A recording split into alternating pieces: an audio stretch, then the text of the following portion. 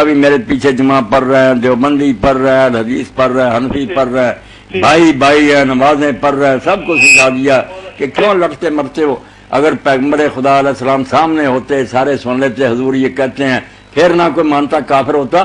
اب جو راویوں کے ذریعے ملا، کسی کو ملا آپ رفع دین کرتے تھے، کسی کو ملا چھوڑ دیتے تھے، وہ بیچارہ حضور کی سنت سمجھ کر بھی رہا چھوڑ بھی رہا، کیوں اس کو کافر کہنا؟ اس نے باپ کا طریقہ بنایا ہوا، اللہ کے نبی کی خبر اس تک یہ پہنچی ہے۔ بہت شکریہ سر، بہت بالکل مومن ہے یہ میرا اعلان جو میں تو کہتا ہوں میرے جنازے کے ساتھ بھی کہتے جاؤ کہ سب مسلم، بالکل یہ مومن ہے، کوئی کافر نہیں ہے، بھائی ہے۔ کلمہ طیبہ کی ضرورت نہیں، یہ اعلان کرتے جائیں۔ وہ سارے لوگ بھی آئیں گے نا جو اونچا کلمہ طیبہ پڑھتے ہیں، وہ بھی پڑھیں، مگر ان کو چاہیے کہ ہنستا اپنے گھر میں پڑھیں، اونچا پڑھنے کا فائدہ نہیں۔ السلام علیکم ورحمۃ اللہ۔ وعلیکم السلام، کی حال ہے جناب؟ الحمدللہ بھائی الحمدللہ۔ اچھا جی، سارا پوچھنا سی میں جی جی کہ اسی مقتدی کہنے ہیں پیچھے سے امام دے اللہ اکبر، جی جی، کہ امام دی نیت کی ہے؟ یعنی آپ کی نیت تو آپ نے بتا دی، لیکن اب آپ امام کی نیت ہم سے پوچھ رہے ہیں۔ ہاں جی ٹھیک ہے، بتاتے ہیں جی انشاءاللہ۔ میرے بھائی آپ نے پوچھا نا کہ آپ کہتے ہیں کہ پیچھے ایسے امام دے، یہ بھی آپ غلط کہتے ہیں، دین میں کہیں نہیں آیا، کوئی مذہب اور مسلک نہیں دکھا سکتا کہ اللہ کے رسول علیہ السلام نے، صحابہ نے، اماموں نے یہ زبان سے نیت کرنی سکھائی ہو کہ نیت کی میں نے اس نماز کی، میں پڑھتا ہوں 4 رکعت ظہر اللہ کے واسطے امام کے پیچھے، سب بناوٹی باتیں۔ جو جماعت کی نیت سے آیا کہ جماعت کے پیچھے پڑھنی ہے نماز، ٹھیک ہے، امام کھڑے ہو گئے اللہ اکبر، یہ پیچھے اس امام کے کوئی شے نہیں۔ باقی امام کے لیے ضروری ہے کہ وہ نیت کرے اپنے دل میں، وہ بھی فیصلہ کرے کہ میں ان کی امامت کرا رہا ہوں، پیچھے پوچھے کی کوئی ضرورت نہیں، وہ کہ میں آگے کھڑا ہو کر ان کو جماعت کراؤں گا دل میں، وہ امام بنے، یہ مفتی بنے کہ ہم اس کے پیچھے پڑھ رہے ہیں، یہ ہے جماعت کہنے کرانے کی کوئی ضرورت نہیں۔ اس نے کیوں کہنا کہ پیچھے فلاں کے، کسی کے پیچھے نہیں، وہ کہے گا میں ان کے آگے، یہ میرے پیچھے دل میں امام ہونے کی نیت کرے۔ ویسے اگر کوئی آدمی اکیلا نماز پڑھ رہا ہے فرض، اس نے اس وقت نہیں سوچا تھا کہ کوئی میرے ساتھ ملے گا، بعد میں کچھ بندے آ گئے، ان کا ارادہ ہو گیا کہ ہم اس کے پیچھے پڑھیں تو جماعت پھر بھی ہو سکتی، مگر جب پہلے سے موجود ہو تو پھر یہ اس کو ارادہ کرنا چاہیے کہ میں امامت کرا رہا ہوں۔ نیت بھائی دل کے فیصلے کو کہتے ہیں، یہ پیچھے پوچھے کہنے کو کوئی نہیں کہتے۔ وضو کر کے آیا کریں، مصلے پر کھڑے ہو کر نا اللہ اکبر، کوئی پوچھے کون سی نماز ظہر ہے، یہ سنتے ہیں، یہ علم ہونا چاہیے الگ الگ، کہنے کہلانے کی کوئی ضرورت نہیں۔ خالص بدعت، دین میں اضافہ، من گڑھ تر جھوٹا، نہ عید کے لیے نہ جنازے کے لیے۔ آپ آئے ہیں گھر سے نکلے عیدگاہ کے، ابھی تک نیت ہی نہیں، نیت نہ ہوتی گھر سے کیوں نکلتے؟ جنازہ پڑھنے کے لیے آیا اور کیا کرنے آئے تھے؟ یہ نیتیں جل ہی بنائی ہوئی، لوگوں کو تنگ کیا، نیت سیکھو، نیت سیکھنے کی چیز ہے، نیت تو دل میں فیصلہ کرنے کا نام ہے۔ مولانا کچھ باتیں ہم نے اپنے بزرگوں سے سنی ہوتی ہیں اور اسی کو دین سمجھتے چلے آتے ہیں۔ میرے والد صاحب پرسوں آئے، آپ کو سلام کر کے گئے، اور انہوں نے کہا کہ ایک حدیث ہے کہ رحمت کا پہلا عشرہ ہے اور دوسرا مغفرت کا اور تیسرا اطمینان۔ تو میں نے کہا، وہ کہتے کہ اس کا ذرا ترجمہ کرو۔ میں نے کہا میرے شیخ تو یہ بات کہتے ہیں کہ یہ حدیث جو ہے وہ صحیح نہیں ہے۔ انہوں نے فوراً یہ کہا، کہتے میں تو ہندوستان سے سنتا چلا آ رہا ہوں۔ وہ بھی سچے کیا کریں۔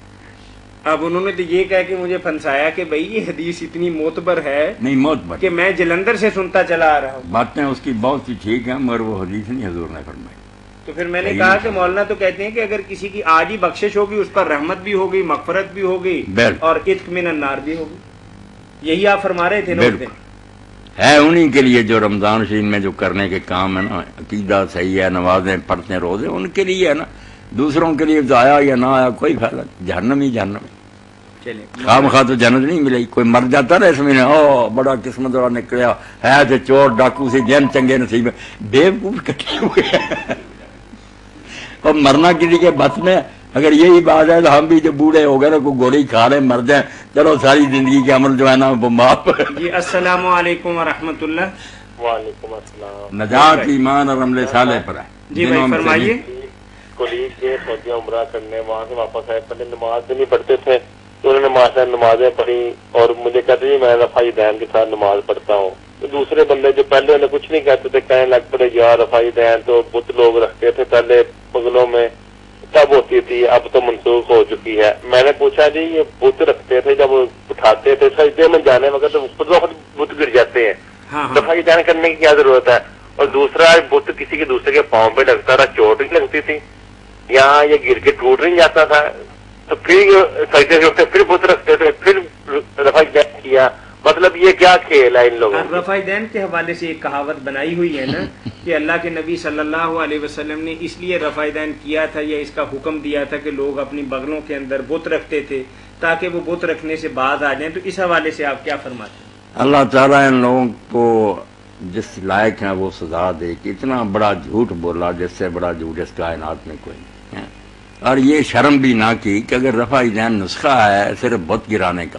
پہلے تو بے ایمان لوگ اگر ایسے تھے نعوذ باللہ، کہاں تھے مدینہ منافقین جو تھے وہ تو دوسروں سے زیادہ ظاہر میں مسلمان بن کے رہتے تھے کہ ہمارا پور نہ کھل جائے، وہ بت لے کر آ گئے ننگے ہو جائیں. کیسے جھوٹے ہیں یہ لوگ. اور پھر یہ نہیں سوچتے کہ اگر اسی لیے تھا تو پہلا رفع دین جب کرایا تو بت گر گیا. اللہ اللہ خیر سنا، پھر رکوع میں جانے کے وقت انہوں نے پھر اٹھا لیے تھے، رہنے دیتے پہلے سے. اور اب بھی یہ پہلی مرتبہ سارے کرتے ہیں. پوچھے کہ یہ پہلی مرتبہ جو سارا بکرا بک گیا پوچھ رہتی ہے یہ کیوں رفع دین؟ اب آپ کی بغلوں میں بت ہے. اور ظالموں کو شرم کرو. اگر یہ اسی وجہ سے جس طرح باقی ختم ہو گئے آپ کے خیال میں، پہلا بھی چھوڑو. دنیا میں ایسی امت موجود ہے کہتے نہیں اس پر اجماع. اور کیا اجماع ہے؟ چلو مسکو زمان میں سارے قاضی اور سلطان اور علماء جو ہیں ایک مرتبہ بھی نہیں کرتے، وضو کر کے آتے ہیں سیدھے کھڑے ہوئے اللہ اکبر، کوئی ہاتھ نہیں اٹھائے گا. ان کے ساتھ شامل ہو جا بازیوں کے.